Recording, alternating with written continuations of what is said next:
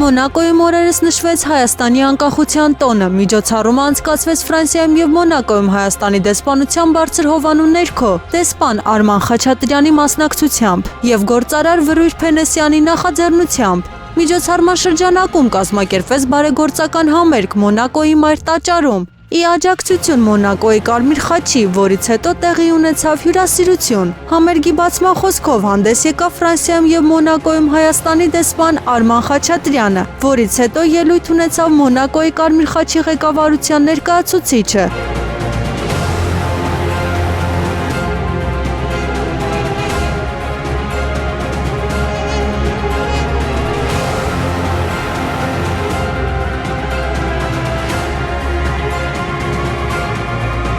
Միջոցառմանը ներկա են Մոնակոյի արտաքին գործերի և համագործակցության հարցերով նախարարության ներկայացուցիչներ, ազգային խորհրդի անդամներ, մշակութային և հասարակական գործիչներ, ինչպես նաև հայկական համայնքի ներկայացուցիչներ։ Վրույր Փենեսյանի խոսքով հայ մշակույթի տաղանդավոր գործիչների՝ դաշնակահարուհի Նարէ Արղամանյանի (Վիեննա), սոպրանո Անուշ Հովհաննիսյանի (Լոնդոն), տենոր Տիգրան Մելքոնյանի (Նապոլի), մեծոսոպրանո Սոֆիա Թումանյանի (Հռոմ), դուդուկահար Արտյոմ Մինասյանի (Փարիզ) անզուգական կատարումները հիացրին հանդիսատեսին։ Նրանց շնորհիվ երեկոն լցվեց ջերմությամբ, հուզմունքով և հայ մշակույթի անքակտելի ոգով։